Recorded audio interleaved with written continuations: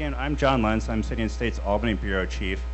Next to me is Gil Quinones. He's the Chairman and CEO of, President and CEO of the New York Power Authority, the nation's largest state electric utility.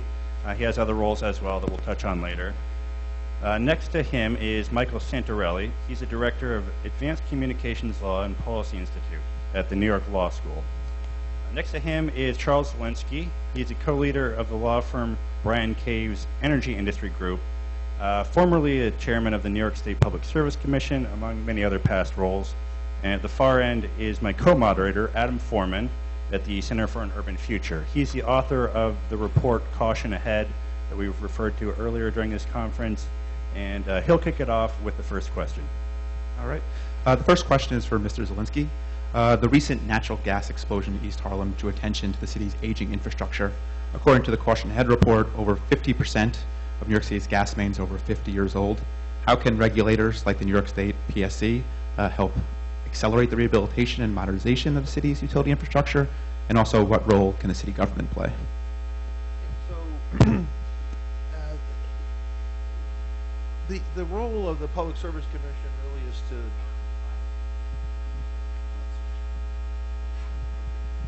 the role of the Public Service Commission is to regulate utilities, provide incentives necessary for them to provide reliable service, safe service at reasonable rates.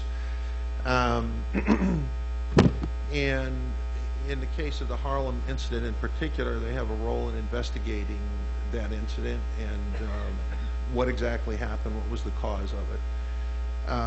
I think that incident, it's worth mentioning, has been regarded as so serious that the National Transportation Safety Board has been brought in to do a complete independent federal investigation of it, which is comparable to what they did in San Bruno, California, in the very serious explosion that occurred there. That said, the two can be looked at differently. One, you must have an ongoing program to replace gas mains as they age. I think Con Edison and National Grid, which serves part of the city, have those kinds of programs. The National Transportation Safety Board emphasizes what they call pipeline integrity programs. And those are being looked at by the NTSB in connection with this investigation.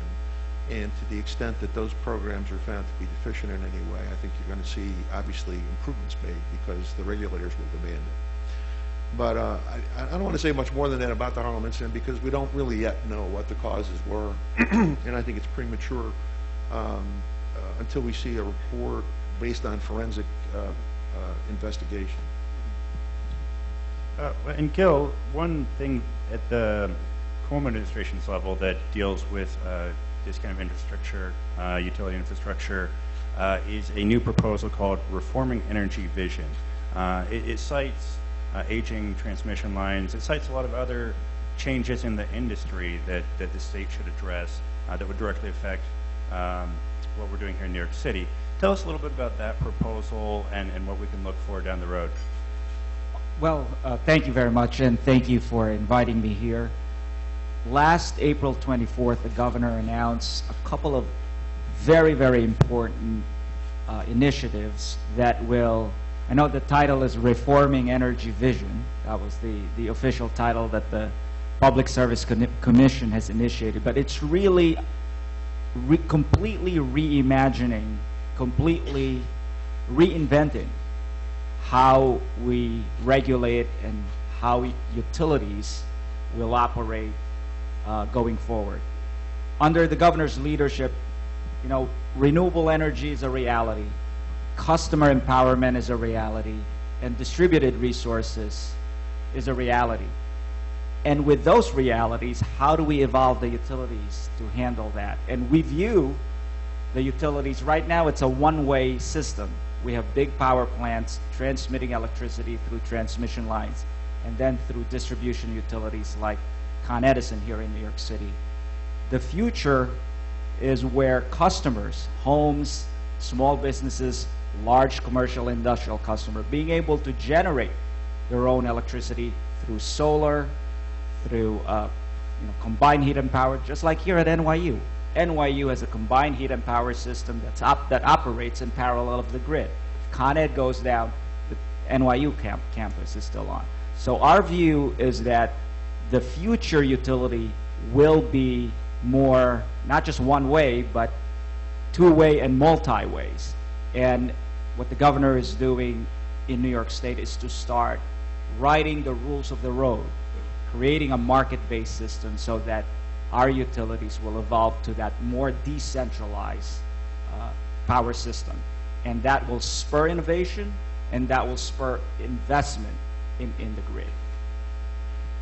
Okay. For Mr. Santarelli, on topic of broadband, one issue raised in the Center for Urban Futures report is the importance of telecommunications infrastructure to the city's economic competitiveness. With the growth of New York City's tech sector, access to fast and redundant internet service is more important than ever. What should the city and telecom companies do to improve broadband access to businesses?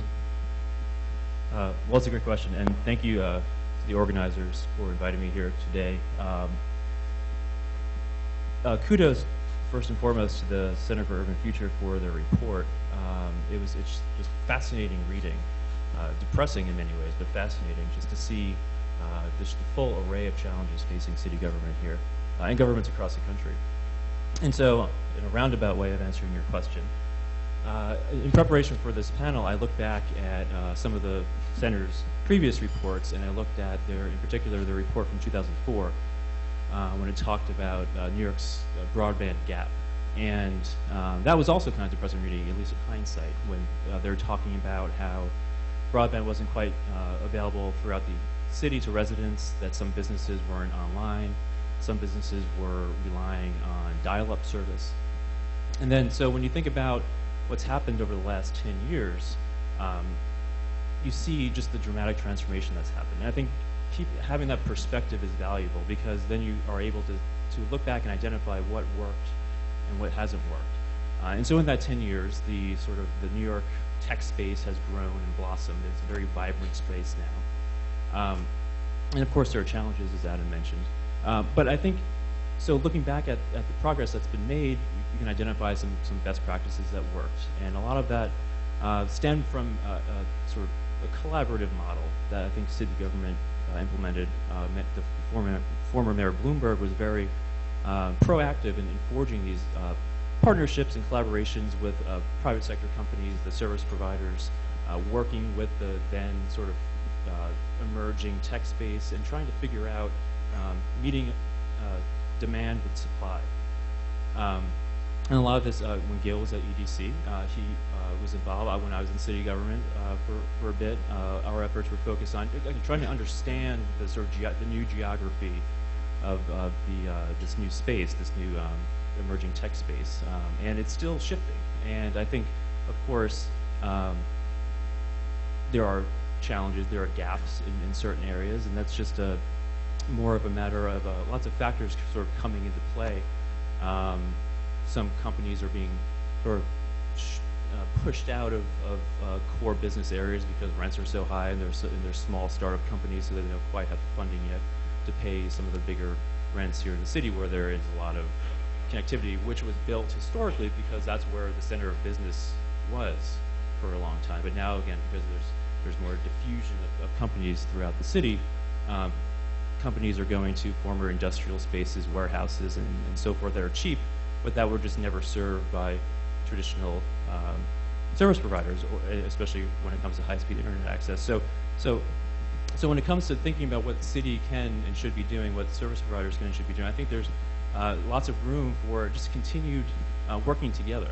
Of course, it's helpful when some of the startups and high-tech firms voice their demands and making their demand known, because that, again, highlights areas for potential build-out. And there's continued roles for the city to, again, serve as convener and facilitator of this sort of collaboration and talking and trying to figure out targeting areas that have sufficient demand.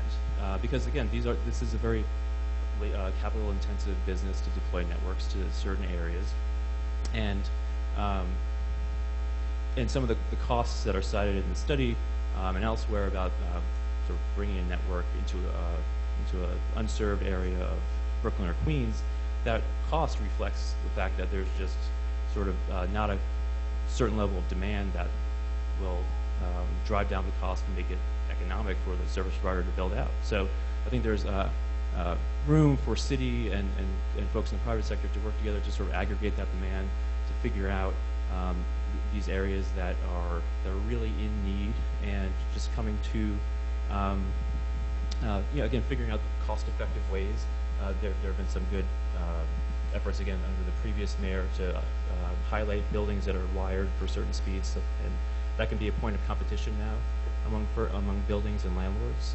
But then an article the other day in Cranes pointed out that many landlords are kind of resistant to bring in more than one broadband provider for whatever reason, and prices that they're charging the commercial broadband providers is pretty high for whatever reason.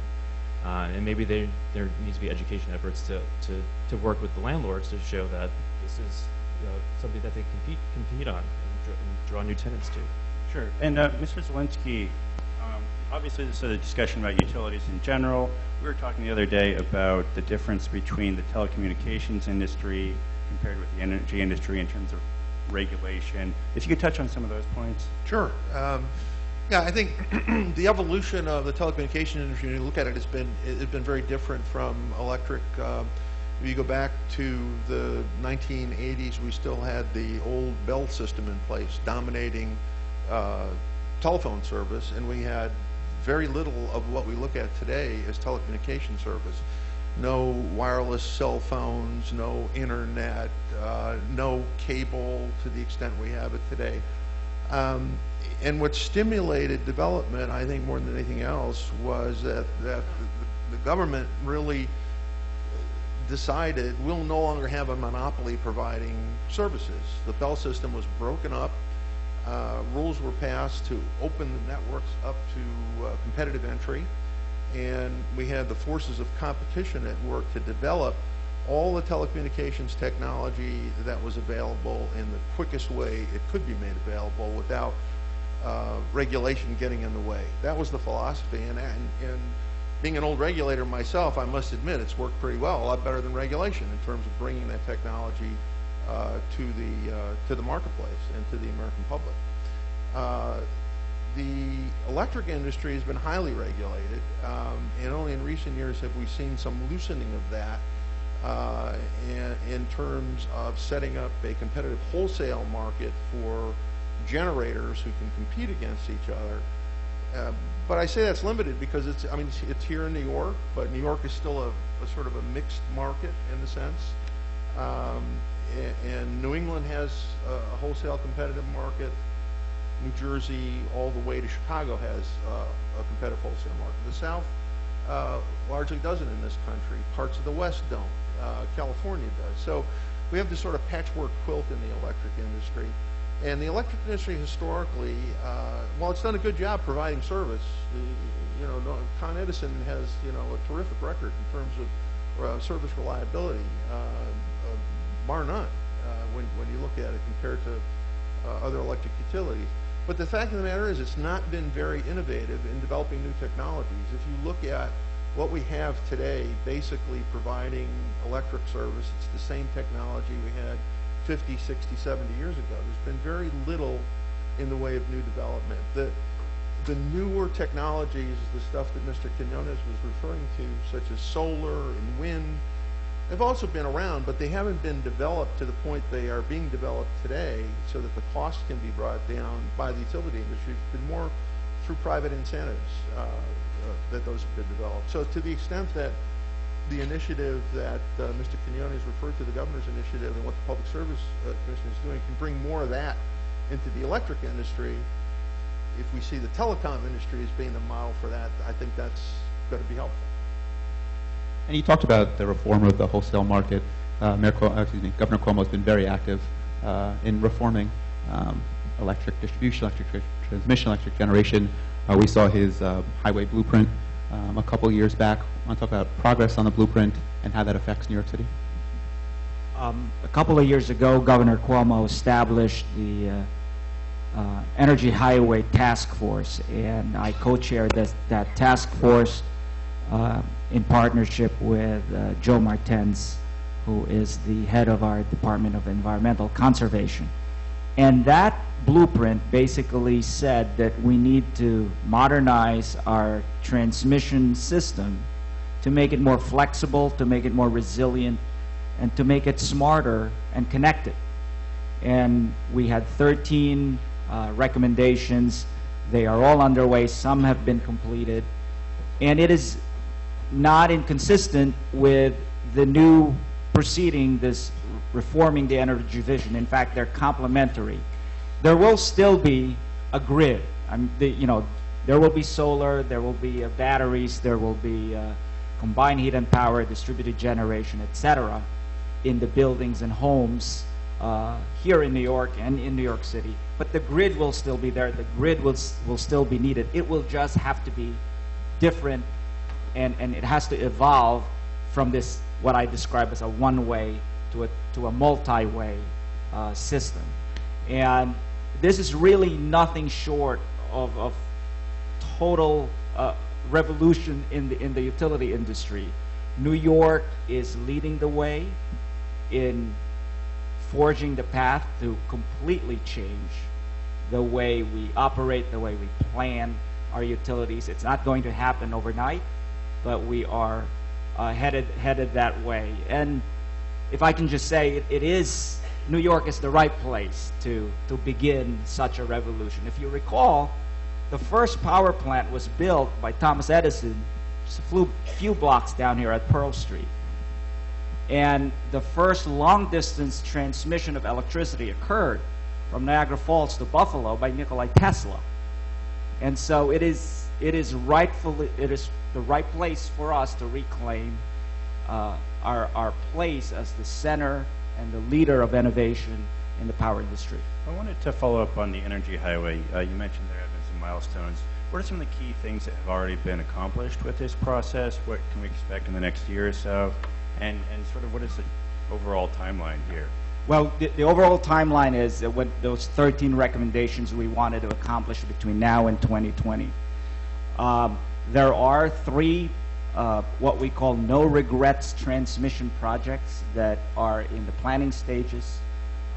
One being proposed, 2 actually being proposed by Con Edison. One that will connect New Jersey, a line from New Jersey to Staten Island. It's called the Staten Island Unbottling Project.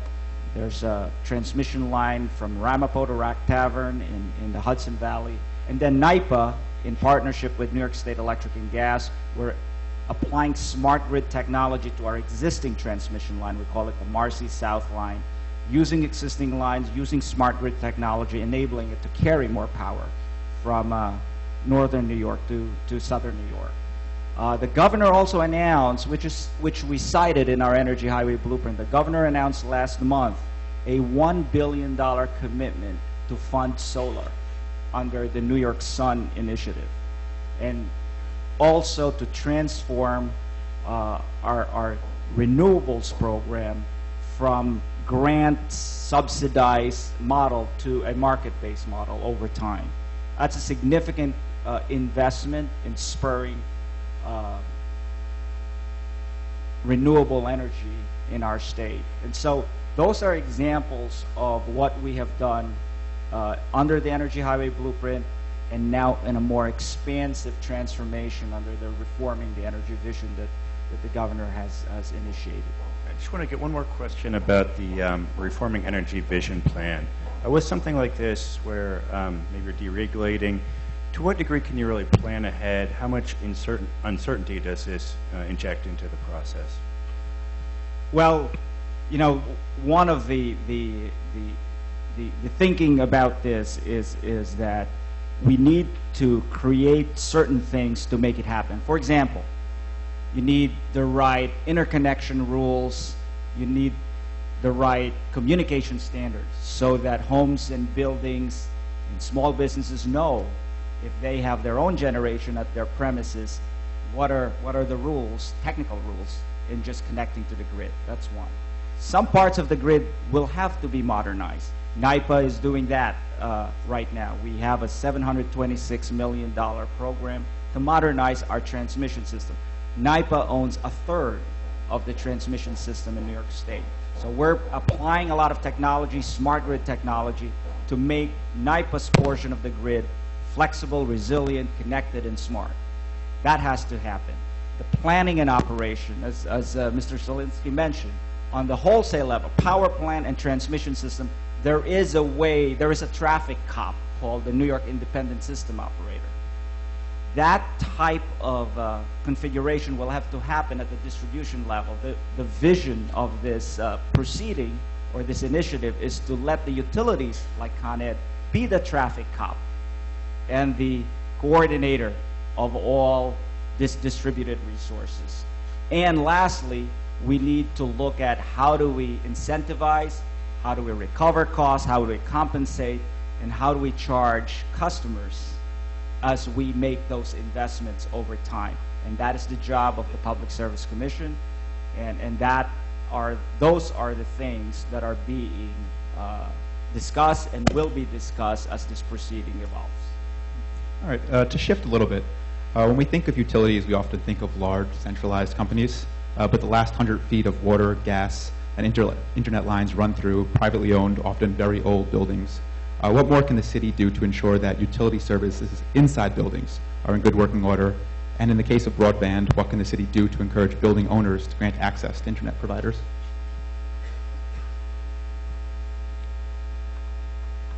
Sure. So, as I mentioned before, there's been some discussion recently about challenges that some service providers are running into with landlords, and I think it's more of a historical norm of landlords, for whatever reason, again, not allowing in a new service provider, or somehow or rather than not allowing them into charging them very high rates to get into the building. And so, excuse me. So I think traditionally cable providers had an easier way of getting into buildings. Now Verizon, with its FiOS build, it's through its franchise, it has to pass every household in the city by, I think, the middle part of this year. And of course, they would want, having invested this money in their network, they would want to bring it into buildings, actually get customers to help them recoup their investment. But again, they're running into some challenges with landlords. In terms of what the city can do, again, I think there might be some levers to pull. Again, I'm not exactly sure what city government in particular can do. There might be some ways to work, legislatively around to promote some more landlord engagement on these issues. I think some of that might rise up to the state or federal level as well, in thinking about, again, the rules and regulations of how networks are brought into buildings. Okay. And putting aside broadband, there was an article in the New York Times a couple months ago about water towers on top of buildings. They were finding bird carcasses in them. We're seeing old gas lines inside of buildings. Does the Department of Buildings have a role? Does the DEP have a role making sure that lead pipes are replaced, that water towers are kept in good working order, making sure that landlords, building owners are taking care of that utility infrastructure inside buildings? I certainly hope so. I'll defer to Charles. That's not exactly my area of expertise. But when it comes to utility infrastructure, which is broadband always gets sort of lumped under the utility sort of heading, but it is from a legal and regulatory standpoint, it is a very distinct service, and it's not regulated in the way that electricity is, or even basic telephone services. So from the perspective of utility regulation, there's different levers to pull from the local and state government perspective. So that's the extent. So the distinction you're referring to earlier about within the building as opposed to outside the building, generally speaking, the utilities will have responsibility for the system up to the meter, as they say. Behind the meter is the owner's responsibility in the building. And I think there is some back and forth between utilities and building owners on what's behind the meter, but by and large, it's not their responsibility. And you can have, obviously, terrible incidents occur because of deterioration of the part of the system that's within a building. You know, I mean, the city, I'm sure, must have some inspection, building code type regulations that go to this problem. I'll mention one thing. There are some federal regulations on the FCC regulations on bringing broadband into buildings, but they have more to do with who owns the inside wiring. If it's the building owner, it allows a cable operator or anyone else who wants to serve the building to connect at the junction box and use all of that. If it happens to be owned by, say, the cable company that put it in originally, there are very complicated rules on how, if you're a competing provider, you can connect to that. And so it's a complicated area, I think, and can be a problem. I wanted to, if I can just take the opportunity, I want to mention one thing from the Center for Urban Studies, study that I looked at. There's some remarkable numbers in that study, including one that to me says if you took all of the gas pipelines in the city of New York, just Con Edison's, not including National Grid, stretched them all out into a single pipeline, it would go from New York City just about to Los Angeles. That is the kind of system you're talking about that's underneath the streets of the city of New York, not even counting National Grid. Put National Grids in and you're out in the Pacific Ocean someplace. So all of this system compressed in a very small area presents very extraordinary problems. The same is true of the electric distribution system underground. It's got to stretch as much as that or more. And if I can have one more word, I've been around this industry for a long time, in the New York industry for a long time. I was at the Public Service Commission during the 1977 blackout, which put the city in darkness for 36 hours. So the reliability of electric service to this city is critical. And you think of the financial industry and everything else that goes on here, elevators, all the things that are dependent on electricity, reliability is critical. So I applaud the governor's initiative, Mr. Quinones, the Public Service Commission, all of what they're doing, but let's be very careful that we don't mess up the reliability of this system in the course of doing it. And you talked about the 3,000 miles of gas mains that Con Edison owns. It's tough to access that. A lot of it's under the road. A lot of the electricity mains are under the road. What can the DOT do to ensure that these utility companies have access, better access? Could there be better coordination with the Department of Transportation to make sure that road access is available? I think there's always room for improvement, and my understanding, I haven't looked at this in a while, but Con Edison, when it has to go beneath the streets to maintain its system, needs a street opening permit from the city.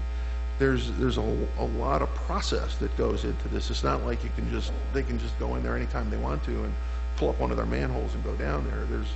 And also replacing gas mains is a very long process. You've got to get coordination, obviously, with transportation to open up a street, set up traffic lanes that go around it, which complicates life in the city, obviously, when anything like that happens on the street. So this is a really difficult process you're talking about. You're maintaining the underground infrastructure, utility infrastructure in the city.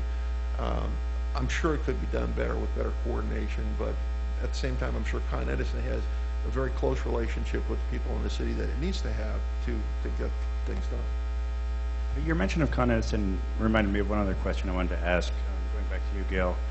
In terms of this big new proposal by the governor, potentially very groundbreaking, what are the pros and cons for utility companies? Is there any reason for them to resist, to be concerned?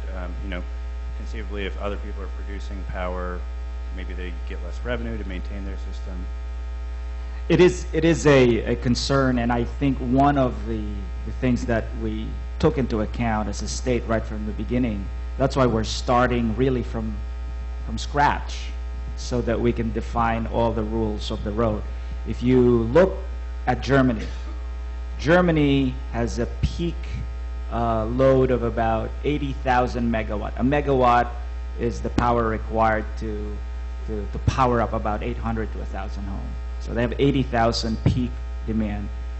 They have recently, the past few years, put in about 68 megawatts of solar and wind. And if you look at the stock of RWE and E.ON, those are the Con Edisons of Germany, their value has pretty much cut in half. And so it's a concern. But I think the way we're envisioning the transformation here in New York will be different than how Germany went about it. And we want to make sure that as traffic cops, it was mentioned before that we've deregulated the wholesale market. Con Edison, they do not own power plants today to sell electricity to us, consumers. They own some plants to produce steam for their steam network, but really they don't own power plants for electricity. So we kind of have started the fact that they're really just delivery utilities, and they get paid for delivering the utility. And if we add this role of being the traffic cop, they should be appropriately compensated by the various distributed resource providers that deliver electricity. So we just need to set up the right compensation scheme so that utilities like Con Ed are properly compensated, they're able to invest, and maintain the reliability that we need here in New York City. And I also want to touch on a point Michael was making about broadband again and how it's categorized. Should we consider this a utility system? Is it more of an information service system? And what is the significance of how you look at broadband? Well, great question, very timely, because as we speak, the Federal Communications Commission is considering or about to launch a rulemaking process to consider that very question, or to reconsider it. I mean, they've been reconsidering for over a decade now. And so when you think about, so as you said, just to go back for a second, broadband is currently classified as an information service, which under the Federal Communications Act removes it from the sort of common carrier utility regulation that had been imposed on basic telephone service for over 100 years. And so that was a deliberate choice made by the FCC back in the early 2000s to sort of remove this service from that very exacting regulatory scheme that is still in place for basic telephone service and also for utilities like electricity. Mostly because the sort of nature of the service and the nature of the marketplace is completely different from the utility marketplace. It's not a natural monopoly service. It's possible to have cross-platform or intermodal competition amongst different service providers. There's cable, there's telephone, there's wireless, there's satellite. You don't have that really now. You didn't have that traditionally in the basic telephone market that had very specific natural monopoly characteristics. So because the broadband market was different, it required a different regulatory scheme. And so that has been in place for the last, just about the last decade or so. And you kind of, again, putting it into perspective, looking at where we were in the early 2000s, where we are now in the national broadband market, even at state level, it's just been tremendous growth. And if you think back to what you were paying and what the service you had in 2000, 2002, 2003, and what you have now, it's just completely different. Speeds are faster. Of course, everyone always wants to pay less, but when you look at it from a sort of megabit per dollar perspective, we're getting more for less. And so from that perspective, I would argue that the regulatory scheme has been effective to grow this market and to foster, again, this type of intermodal competition that's just not possible in the electricity space. Or, I mean, now that we're shifting over to the distributed generation model, we'll get into sort of interesting comparisons and see how that'll work. But so to answer your question, I have my point of view, but I think starting today and over the next couple of months, the FCC will be exploring this question yet again. And if they do decide to go down the sort of utility route, just sort of putting the merits of that aside, and I've voiced my opinion on that, it would just create enormous uncertainty. It would invite even more litigation, even more pushback by the service providers who, again, have operated under this very operated under this regulatory scheme for a decade, have invested tens of billions, hundreds of billions of dollars in their networks, and to sort of roll that back and to implement a very much more exacting utility scheme would invite this tremendous pushback. And some of the companies said that they'll stop investing or innovating, and I don't know if that's true or not, but it would have an impact. Sure. When Charles, do you have any thoughts quick on the matter before we go? I mean, as we speak about this, there are protesters outside the FCC's headquarters in Washington beating on drums and pans because they all want the internet to stay open. I mean, basically, this debate that's going on is about whether this should be treated as a one-sided or a two-sided market. The people who run the ISP pipes, the end pieces of the internet that come into premises, want to be able to charge not only the consumer who takes service, but also the content providers who are out there sending service, the Netflixes of the world, for example, who are providing movies. That's just one example. There are many others. There are people who don't think that's such a good idea. They're the ones that are protesting outside the FCC.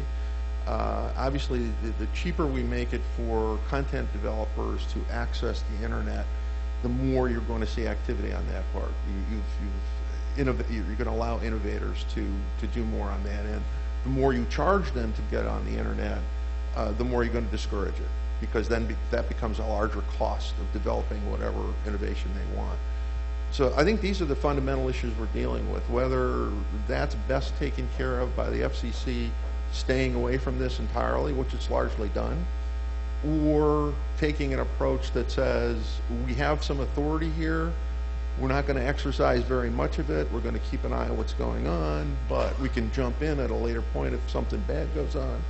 That's the other side of it. And I think that's the crux of what's going on today, and that's why there are protesters outside the FCC. This is a very controversial and big issue in the technology industry because it's going to affect developments however the FCC goes. Now, we're already a little bit past our time, so we're going to wrap this up. Just a few notes before we finish. One, if you don't get our first read and last read email, you should sign up for it. We have plenty of events like these coming up in the future, so keep an eye out in our email for those. And also pick up the latest copy of our print edition. We have plenty of those in the back. And thank you all for coming. Thanks to our panel. Let's give them a hand.